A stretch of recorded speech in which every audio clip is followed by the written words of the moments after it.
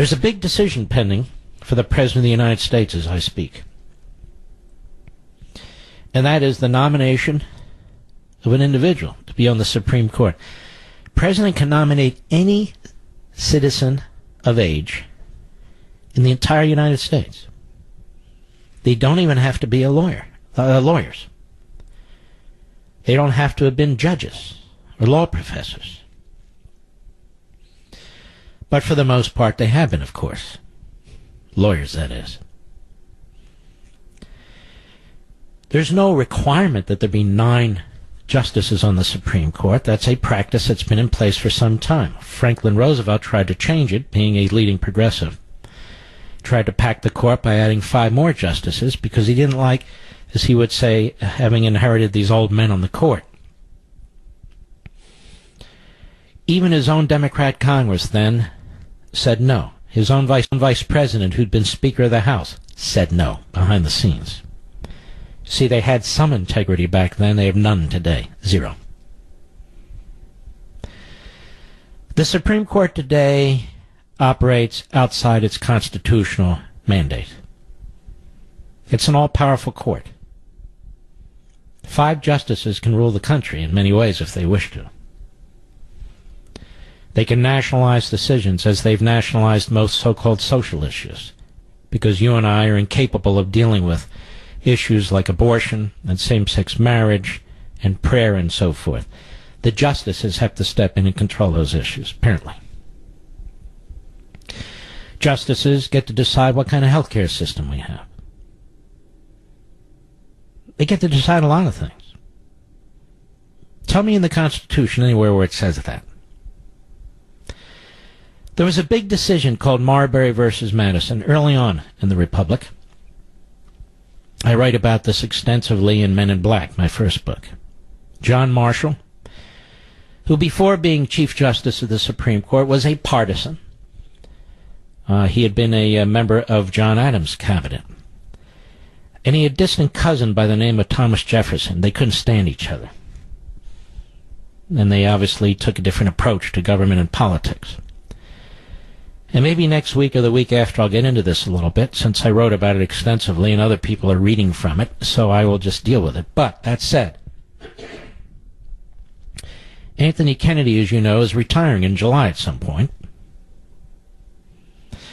And I don't think it's an accident that one of his former law clerks on the Supreme Court, Brett Kavanaugh, is being pushed heavily.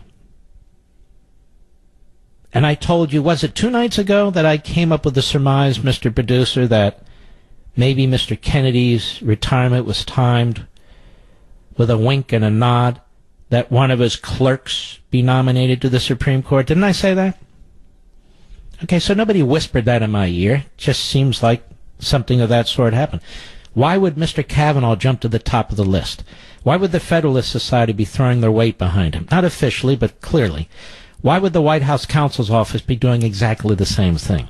Why would all the Bushies out there, many of whom are never Trumpers, be scurrying around in the shadows promoting this guy? It causes me concern when I see this kind of lobbying. It just does. I'm sure other candidates are lobbying, but not like this. You should go to National Review Online right now and see what's up there. Immediately, one of his clerks, former clerks, look how they're trashing our guy. Excuse me, we're allowed to talk about your guy as we're allowed to talk about any of the guys or gals who are up. Look how they're purposely twisting his opinion. And some of these people are my friends. And they are almost as hysterical as leftists, which is an immediate red flag to me. Immediate red flag to me. I thought all these people on the list would be outstanding Supreme Court justices, not just this one guy. And he's written about 300 opinions, and I must say, I've looked at the so-called top opinions and some of the ones that are considered controversial, including a particular dissent. He hasn't said anything profound. He hasn't written anything profound. Some of his writings are quite good. Some are not. I'm not saying I'm opposed to him. I'm not saying I'm going to fight to stop him. But there are other people on that list who deserve a lot closer examination from my perspective. The President of the United States appointed a law professor from Notre Dame, Amy Barrett, to the Seventh Circuit. Now, the propaganda that's putting out by the pro-Kavanaugh side out there is she's only been on the circuit 7 months. Therefore, and I'm getting this in emails, therefore, she really doesn't have enough of a record to review. Of course she has a record to review. She didn't just pop up suddenly and there she is. She's been writing 10, 12, 15 years about textualism, about originalism. Hell, she's got a great Columbia Law Review article I read yesterday where she hits it out of the park. She's an originalist scholar. She's an originalist in the camp, intellectually, I would argue, of a Thomas and a Gorsuch. They're originalists. And then I read up on Kavanaugh. He wrote a great piece a couple of years ago on the subject, but he wrote it a couple of years ago. In other words, when he was vying and hoping to be vying at some point for a Supreme Court position. Not so with Barrett. She wrote her piece, I'm trying to remember it, off the top of 2003, something like that. So I don't know. I just find this campaign, and I've seen these things before, but this one's quite extraordinary. It's been under the radar for the most part, but then certain individuals keep popping up on Fox, and they say, well, these 4 people are good, but Kavanaugh, and they all, and Kavanaugh, and Kavanaugh, and Kavanaugh, and I'm getting calls on Kavanaugh. What the hell's going on here? It's a very sophisticated campaign that's taking place to try and squash any potential challenge or questions. Are you out of your mind? You're kind of twisting what they said. And how does this guy know what he meant by this? Okay, the fact that this debate is occurring is a little bit nerve-wracking to me. This is a 30-year appointment. Again, I'm not saying that there's anything particularly wrong with this man.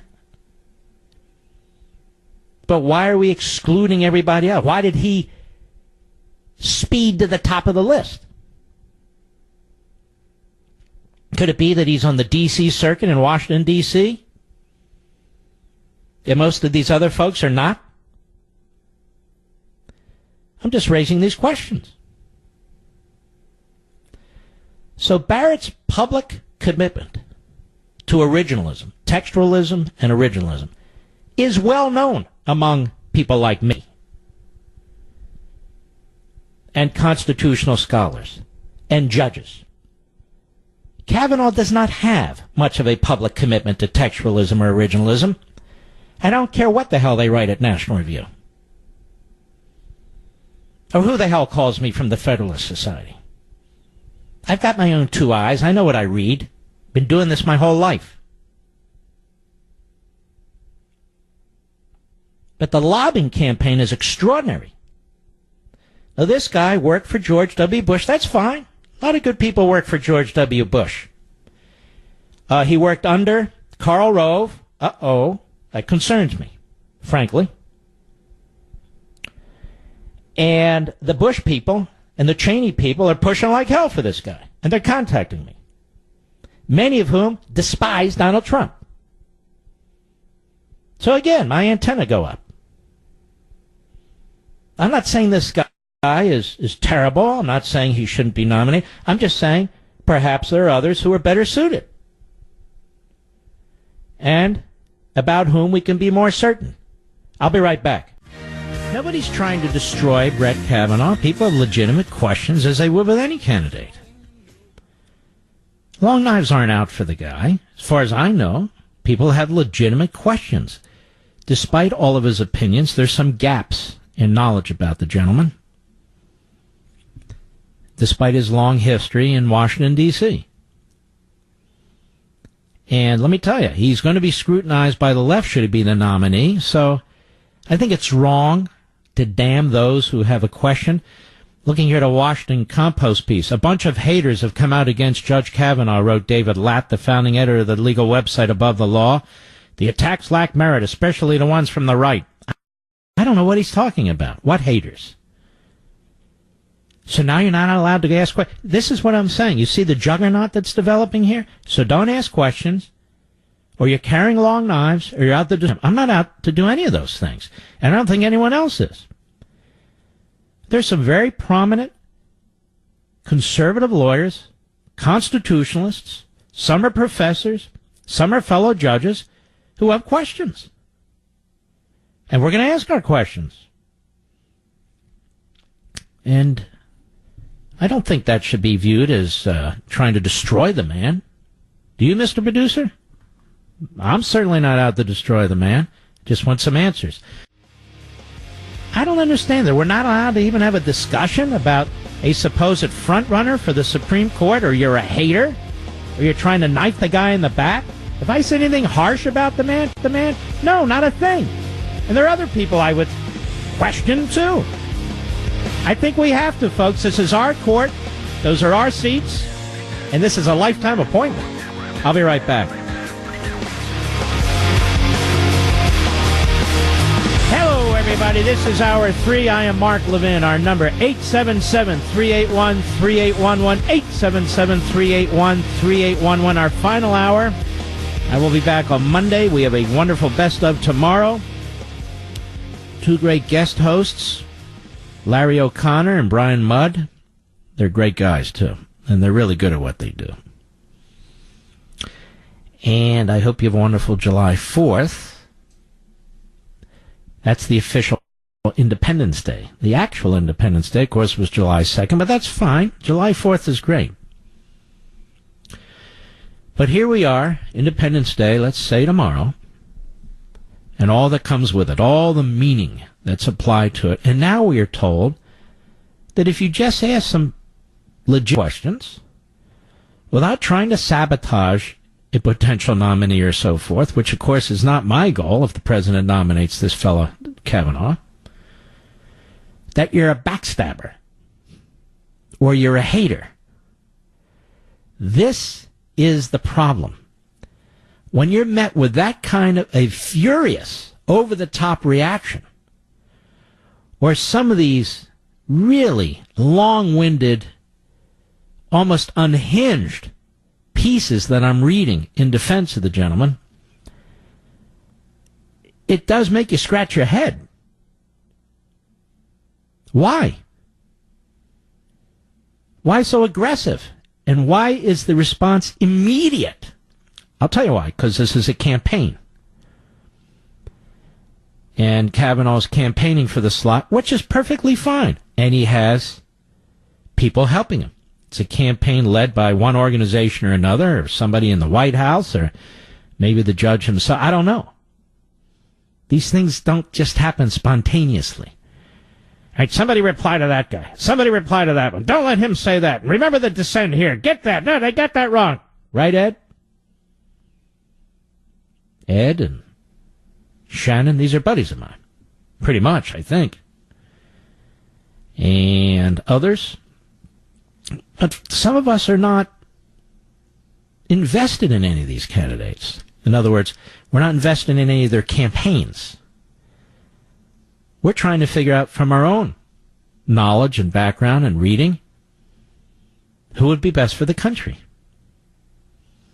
And we have a right to express ourselves before the president makes a selection as well. And we should not be quieted and hushed and trashed if we open our mouths. These guys are acting like the attackers against Bob Bork and Clarence Thomas. The very people who say they hate that sort of thing are doing exactly that, pretty much. You know what? They must be backstabbers and haters. Why? Has been nominated already? Has the guy been nominated already? And that's the other thing. This campaign with some of these Bush officials, and there were Trumpers, and some pro-Trump folks too. Why are you so desperate? Why are you so worked up? There's a lot of great candidates on that list. And some, I would argue, who are much more predictably originalist and textualists, I will use the word that I like, constitutionalists, than Kavanaugh, who, for some, is harder to read. Well, why can't we say that? Well, you better not say that, or else. Or else what? It's very strange. I remember being among those who first came out against Harriet Miers. An idiotic decision by George W. Bush to nominate somebody, but I can vouch for her. Well, who cares that you can vouch for her? Once she's on the Supreme Court, you can't vouch for anything. And that's the point here, ladies and gentlemen. This is why I dismiss phone calls I'm getting, even though they're good friends and I adore most of them. They're not going to be on the Supreme Court. They can't vouch for anything. If one of these candidates turns, what are they going to do? Leave the country? Those are, you know what, I vouch for him. Then he turns 3 years later. Well, what about that? Well, you know, I made a mistake. Well, what do you mean? And to me, and my loyal Levinites out there, I feel like I have a responsibility to raise these things. I can't just, you know what, I'll use my audience to get behind this one and out. No, if I don't believe it, I'm not going to do it. I'm not going to use this platform to campaign for somebody who I have some questions about. If the president resolves those questions, then that's important to know, too. I said, I'm not campaigning against this guy, but I have some questions. And I said, well, you know, let me answer your questions, Mark. No. I've read these issues. I've read these. Hold on one second. It's not a question that can be answered by a surrogate. Let me tell you what he meant, Mark. I don't need that, okay? I don't even want to hear that. If somebody's calling me about that, don't call me. Let me tell you what he meant by that, Mark. Like I need an interpreter. Like I'm some kind of pseudo-reporter who needs to be fed information. I heard a wonderful reporter on my wonderful Fox News channel basically was fed information. Kavanaugh is clearly the leader, but some social conservatives are raising questions. That's the way this is being portrayed by the Bush people. The Bush supporters of Kavanaugh are telling the rhinos and others, all right, this guy's tolerable, you know, he's not a kook, don't worry, you know, he's pretty good. And then they're telling evangelicals, hey, he's reliable, don't worry, I vouch for him. Okay. That's politics, that's a political campaign. I want nothing to do with that. I'm looking at what the man has said and when he has said these things. By the way, I'm not saying he's horrific in any respect. I certainly am not saying that. What we're trying to do, you and I, is predict, and it's very difficult, and we could be dead wrong, is predict a lifetime of decisions. To predict a lifetime of decisions. You know, you've had candidates that were thoroughly vetted, and they go to the Supreme Court, and they're pretty good for a year or two, maybe 3 at the outside, and then, boom, they switch. And the media know how to do this. They write slobbering, positive profiles to get the originalist constitutionalists to move over. And once they do, they get style section write-ups, and aren't they great, and they're independent thinkers, and they're moderates, and they're this, and they're that. And then you get a guy like Thomas, right-winger. And after a while, you know, you're a human being, even if you're a justice. Last time I checked, they are. That affects you and your family. Some of them play to the Kliglites. They do. Ruth Bader Ginsburg is a primary example of it. She plays to the Kliglites. She can't do enough interviews. But anyway,